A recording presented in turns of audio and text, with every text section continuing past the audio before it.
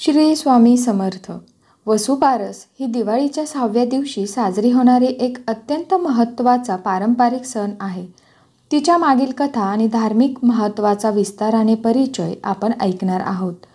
तर ह्या व्हिडिओमध्ये वसुबारस म्हणजे काय, वसुबारसची कथा, तसेच धार्मिक आणि सांस्कृतिक महत्त्व काय आहे, ह्या दिवशी पूजाविधी कसा करायचा, गाईचा काय करायचं, कोणता नैवेद्य द्यायचा, ती सर्व माहिती आपण आज ऐकणार आहोत. त्यामुळे व्हिडिओ स्किप न करता शेवटपर्यंत लक्ष देऊन ऐका.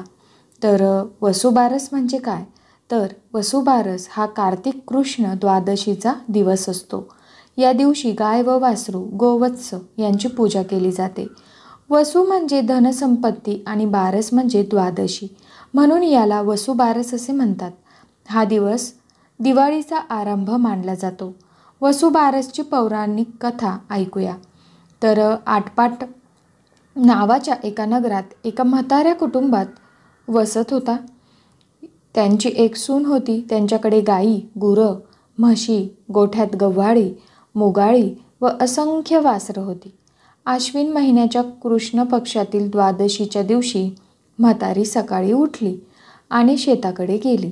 तिच्या सासूने सुनेला हाक मारून सांगितले, मी शेतावर जात आहे, दुपारी येईन. तू गव्हाचे व मुगाचे दाणे काढ आणि गव्हाळे मुगाळी वासरांना शिजवून ठेव. सुनेने सगळं केलं आणि गोठ्यात घेऊन वासरांना पाहिलं. ते उड्या मारत होते. तिने त्यांना ठार मारून चिरलं आणि शिजवलं. दुपारी सासू घरी परतली. तिने तांबडं मांस पाहिलं आणि त्याबाबत विचारलं. तिने सत्य सासूला सांगितलं. सासू घाबरली आणि देवापुढे बसून प्रार्थना केली, हे माझ्या सुनेच्या हातून झालेला अपराध आहे, तिला क्षमा करा आणि वासरांना जिवंत करा. जर तू तसे केले नाहीस तर मी संध्याकाळी प्राण देईन. सासूच्या निष्ठेचा आणि देवाप्रती निष्कपट प्रेमाचा देवाने मान राखला.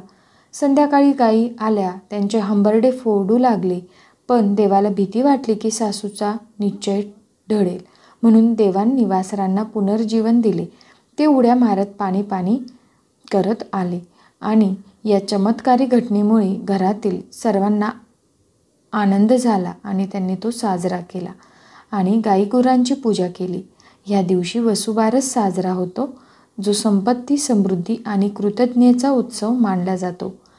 आता धार्मिक आणि सांस्कृतिक महत्त्व. ह्या दिवशी गाईला गोमाता मानून तिचा मोठा सन्मान केला जातो. वसू म्हणजे संपत्ती आणि बारस म्हणजे द्वादशी.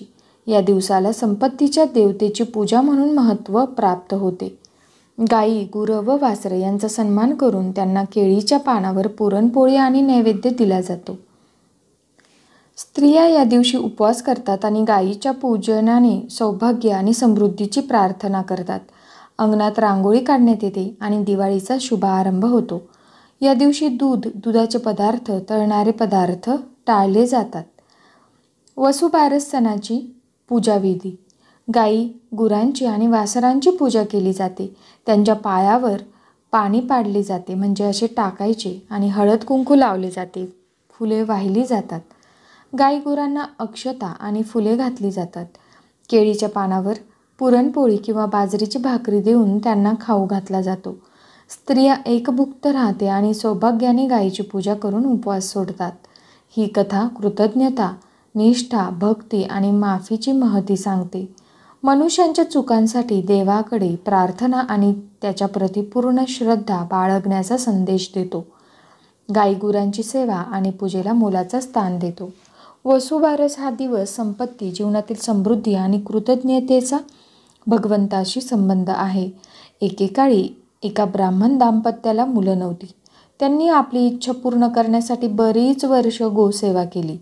त्यांच्या भक्तीने प्रसन्न होऊन माता गो प्रगट झाली आणि म्हणाली, तुम्ही माझी निष्ठेने सेवा केली आहे, मी तुम्हाला पुत्र प्राप्तीचा वर देते, पण लक्षात ठेवा, गोहत्या किंवा अपमान कधीही करू नका.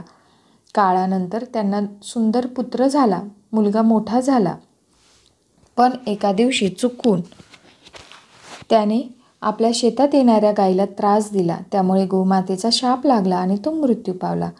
ते पाहून आईवडील व्याकुळ झाले. त्यांनी गोमातेची प्रार्थना केली. त्यावर गोमाता म्हणाली, ज्याने गायीचा अपमान केला त्याला मी क्षमा करू शकत नाही, पण तुम्ही माझी प्रार्थना केली म्हणून द्वादशीच्या दिवशी माझी आणि माझ्या वासराची पूजा करा. या पूजेने तुम्हाला तुमच्या संततीला अखंड सुख, आरोग्य आणि धनलाभ होईल. त्या दिवसापासूनच गोवत्स द्वादशी म्हणजे वसुबारस साजरी केली जाते. आता पूजन विधी काय आहे तर सकाळी लवकर स्नान करून घर अंगण स्वच्छ करावे. गाय व तिच्या वासराला स्वच्छ पाण्याने आंघोळ घालावी. गायला हळद, कुंकू, फुले, दोर व अन्न द्यावे. वासराच्या कपाळावर तिळक लावून दूध, गूळ, हरभरा, तूप व मिठाई अर्पण करावी. गायीची प्रदक्षिणा घालावी आणि खालीलप्रमाणे प्रार्थना करावी. गोमाते नमस्तुभ्यं पापक्षयकरी शुभे दुग्धं ददासि यस्तुभ्यं त्वं मा रक्ष स्वगृहे सदा. त्या दिवशी गायीच्या दुधाचे पदार्थ खाणे टाळतात. गोमाता ही लक्ष्मीचे स्वरूप मानली जाते. या दिवशी गोसेवा केल्याने धन, आरोग्य आणि सौभाग्य वाढते. गोवत्स पूजनाने पुत्रसंतान, कुळसमृद्धी आणि पापक्षय होतो. दिवाळीच्या प्रारंभी गोमातेचे पूजन केल्याने संपूर्ण वर्षभर घरात लक्ष्मीचा वास राहतो.